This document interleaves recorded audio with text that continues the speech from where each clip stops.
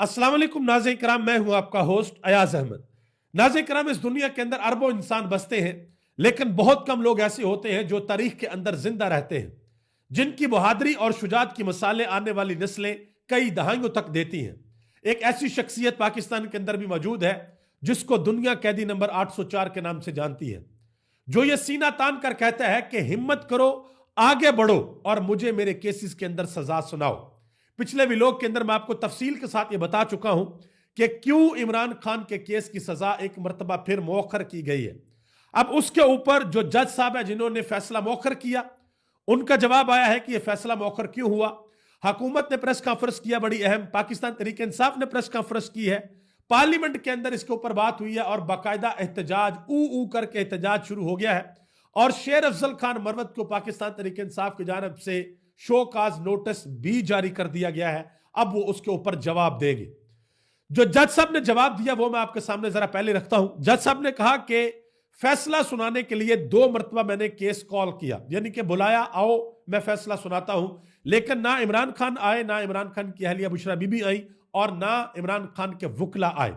अब यहां पर लोग सवाल पूछ रहे हैं, सोशल मीडिया का जमाना है, चीजें दफन तो होती नहीं है, सब कुछ सामने होता है। अब लोग सवाल पूछ रहे हैं कि अगर सजा सुनाने के लिए इमरान खान का होना जरूरी था तो फिर तोशा खाना के अंदर जज हमायूं दिलावर ने इमरान खान को सजा कैसे सुना दी इमरान खान की गैर मौजूदगी में, जब इमरान खान को जमान पार्क से गिरफ्तार किया गया था।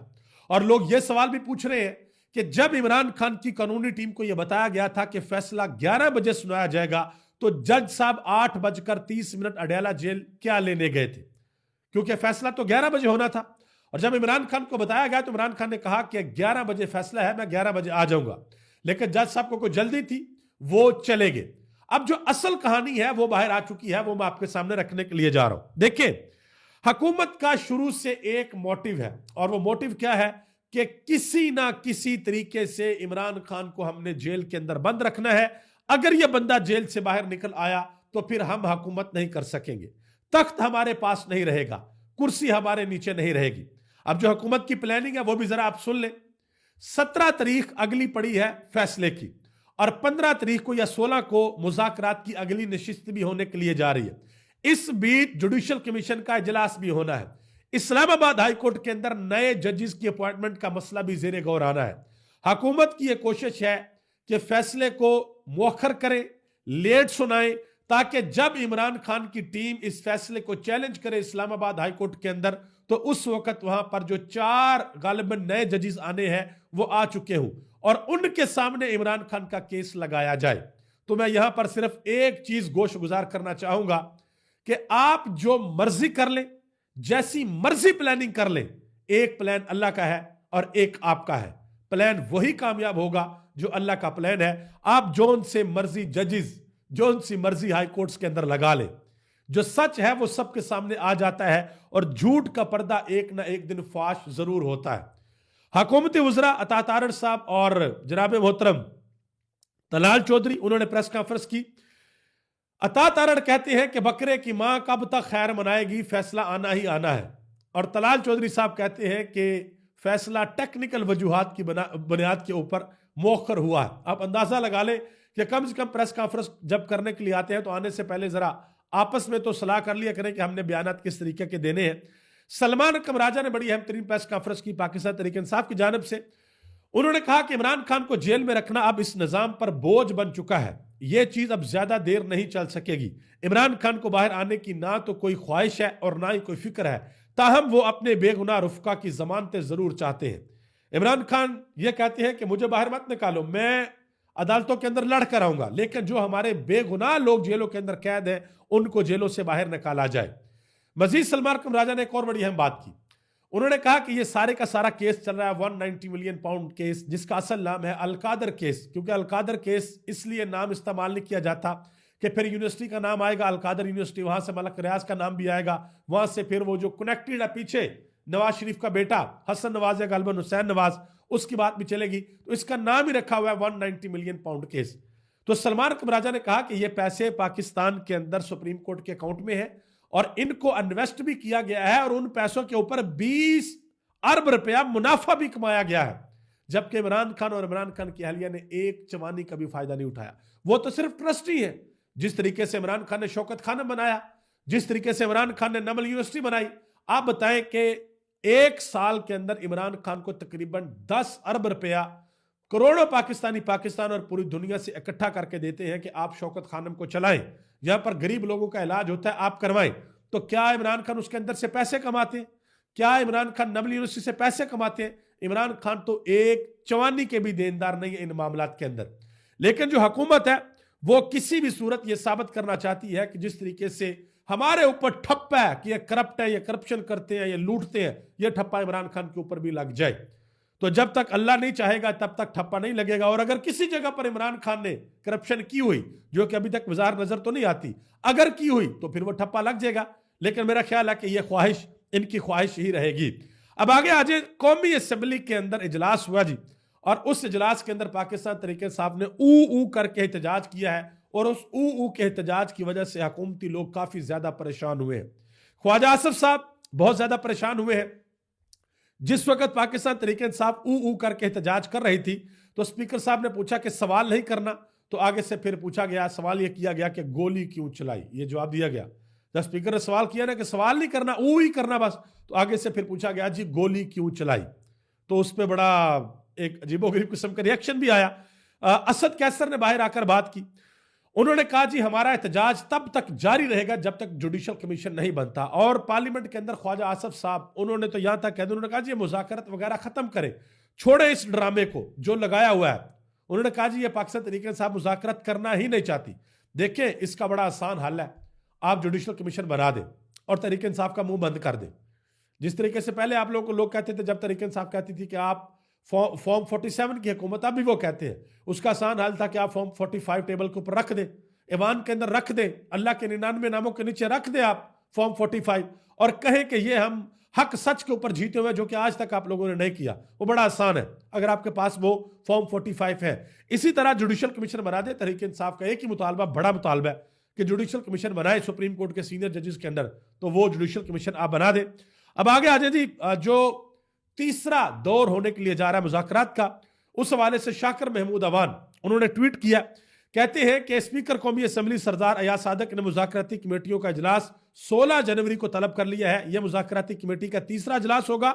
इजलास दिन 11:30 बजे पार्लियामेंट हाउस के कमेटी रूम नंबर 5 के अंदर होगा। ये इन कैमरा इजलास होगा। ठीक है जी, अब देखते हैं कि इससे क्या निकलता है। आज एक और बड़ा अजीबोगरीब काम हुआ। हमारे एक बड़े अच्छे भाई हैं, दोस्त हैं, साकिब बशीर साहब सीनियर कोर्ट रिपोर्टर हैं, वो डयाला जेल जाते हैं और जाकर कवरेज करते हैं। आज उनको भी रोका गया। हालांकि इस्लामाबाद हाई कोर्ट ने ये हुक्म दे रखा है कि इनको ना रोका जाए, लेकिन आज उन्होंने बात करते हुए बताया कि इस्लामाबाद हाई कोर्ट के हुक्म को भी जूते के ऊपर रखा गया और मुझे रोका गया, मुझे आज अडयाला जेल के अंदर नहीं जाने दिया गया। इमरान खान के वकील सेनेटर अली जफर उन्होंने एक बड़ी अहम बात बताई। उन्होंने कहा कि मैंने एक दफा इमरान खान से पूछा कि जब मुकम्मल तौर पर जबर से निजाम को जकड़ लिया जाए तो तब हमें चुप करके बैठ जाना चाहिए या फिर ताकत का मुकाबला करना चाहिए, मुजाहमत करनी चाहिए। तो इसके ऊपर इमरान खान ने कहा कि आप हाई स्टैंडर्ड्स के ऊपर मुजाहमत करें। इमरान खान ने कहा कि जबर के खिलाफ कानून की हुक्मरानी, आजादी, आवाम के लिए अपनी आवाज को बुलंद करें और जरूर बुलंद करें, क्योंकि आपके पास जमहूरी माशरे में यही चीज होती है कि आप अपनी आवाज को बुलंद करते हैं। आगे आ जाए शेर अफजल खान मरवत वाला मामला।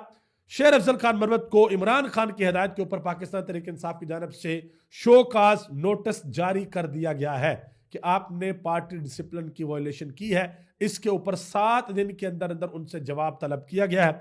शेर अफजल खान मरवत ने ट्वीट किया, उन्होंने कहा जी दोस्तों के मशवरे पर मैंने 1-2 हफ्ते इलेक्ट्रॉनिक मीडिया से दूर रहने का फैसला किया है। मैं मीडिया के दोस्तों से गुजारिश करूंगा कि इस तरह के प्रोग्रामों में शिरकत होने पर इसरार ना करें। ये यानी कि मुझे ना कहा जाए कि प्रोग्राम के अंदर शिरकत करें। मजीद उन्होंने कहा कि अल्लाह एक और जगह पर बात करते हुए उन्होंने कहा कि अल्लाह ने जो इज्जत शोहरत दी वो इमरान खान के तोफैल है। उन्होंने कहा कि जब मैं बात करता हूं तो मेरी बातों का कुछ टोटा निकाल कर चलाया जाता और दूसरों को नहीं चलाया जाता और मेरे खिलाफ साजिश की जाती है। बहरहाल जो भी शेर अफजल खान मरवत के खिलाफ किया जाता है, अब उनके पास एक फोरम आ गया, एक चीज आ गई है, शोकाज नोटिस उनके पास आ गया। अब उनका जवाब दें और बताएं कि जिन चीजों पर तहरीक इंसाफ की पार्टी को इतराज है वो आप इतराज कैसे दूर कर सकते हैं। आगे आ जाए जी, आज की एक और बड़ी अहम खबर यह है कि चेयरमैन सेनेट यूसुफ रजा गिलानी ने सेनेटर एजाज चौधरी के प्रोडक्शन ऑर्डर जारी कर दी है और अब देखते हैं सेनेट का इजलास शुरू होने के लिए जा रहा है कि प्रोडक्शन ऑर्डर तो जारी हो गए, देखते हैं कि उनको लाया भी जाता है या नहीं लाया जाता। तहरीक इंसाफ बड़ी देर से इस चीज के ऊपर लगी हुई थी कि हमारे सेनेटर हैं, प्रोडक्शन ऑर्डर जारी किए जाए, उनको बुलाया जाए ताकि वो सेनेट के इजलास के अंदर शिरकत कर सके। नहीं जारी किए जाते थे, अब जारी किए गए, देखते हैं कि वो आते हैं या नहीं आते। आगे आ जाए जी, मिलिट्री कोर्ट के हवाले से एक बड़ी अहम खबर है सुप्रीम कोर्ट से। सुप्रीम कोर्ट के अंदर केस अभी भी चल रहा है, समातें हो रही है। वहां पर एक अहम तरीन बात की गई है जस्टिस हसन अजहर रिजवी की जानब से। उन्होंने वकील से पूछा, ख्वाजा हारिस से, कि फौजी अदालतों के हालिया फैसलों में शवाहद के म्यार का जायजा लेना चाहते हैं। तो ख्वाजा हारिस ने आगे से जवाब दिया कि 105 टोटल केस हैं, तो हम उनमें से कोई एक केस आपको दिखा देंगे। तो इसी पर जस्टिस अमीनुद्दीन खान जो कि आईनी बेंच के सरबराह है, उन्होंने लुकमा दिया। उन्होंने कहा जी जरूरत हुई तो रिकॉर्ड मांग लेंगे। तो इसके ऊपर जस्टिस मोहम्मद अली मजहर ने यह कहा कि बेंच के सरबराह से मुआजरत, रिकॉर्ड देखना जरूरी है, कि रिकॉर्ड हम देखेंगे कि क्या हुआ है, कैसे हुआ है, किस तरीके से जो शवाहिद है वो आए हैं, जिरा कैसे हुई है, ये सारी चीजें हम देखेंगे। आगे आ जी, पाकिस्तान तहरीक इंसाफ की जानब से मरियम नवाज को एक जवाब दिया गया है। मरियम नवाज आजकल आपको पता है कि जहां भी जाती हैं तकरीर करती हैं, नौजवानों को स्कॉलरशिप दे रही हैं, जो भी प्रोग्राम होते हैं वहां पर एक बात जरूर होती है, नौजवानों से ये अपील जरूर करती हैं कि एहतजाज की नजर कहीं ना आप हो जाना। तो इसके ऊपर, और इमरान खान के जिक्र के बगैर उनकी तकरीर मुकम्मल भी नहीं होती, इसके ऊपर पाकिस्तान तहरीक इंसाफ की जानब से उनको जवाब दिया गया है। पाकिस्तान तहरीक इंसाफ ने कहा कि मरियम नवाज साहबा एक तरफ नौजवानों से मां बनकर मुखातब है, तो दूसरी तरफ इन्हीं को दहशतगर्दों से तशबिया देकर सियासी इंतकाम की भीड़ भी चढ़ाया जा रहा है। यह भी कहा कि अब भी वक्त है कि मरियम नवाज टिकटॉक और ख्यालों की दुनिया से बाहर निकलकर जमीनी हकायक को पहचाने, तो शायद अवाम की नब्ज को जांच सके कि वो किसके साथ खड़े हैं। यह भी कहा कि मरियम नवाज और उनके दरबारी चाहे जितना मर्जी जोर लगा लें, उनकी बदजुबानी और बहतान तराशी ना कौम को गुमराह कर सकती है और ना ही इमरान खान और उनके जमात के नजरिए को नुकसान पहुंचा सकती है। ये पाकिस्तान तहरीक इंसाफ की जानब से जवाब दिया गया। पाकिस्तान मुस्लिम लीग नून के एक और रहनुमा है राना तनवीर साहब, उन्होंने एक बयान दिया है, जरा गौर से सुनिएगा, फिर इसके ऊपर बात करते हैं। उन्होंने कहा जी, अखबार में पढ़ा है कि इमरान खान को जेल में दुनिया के बेहतरीन चॉकलेट मिल रहे हैं, ठीक है, बादाम मिल रहे हैं, उनकी सहूलियत पर 55 करोड़ रुपए खर्च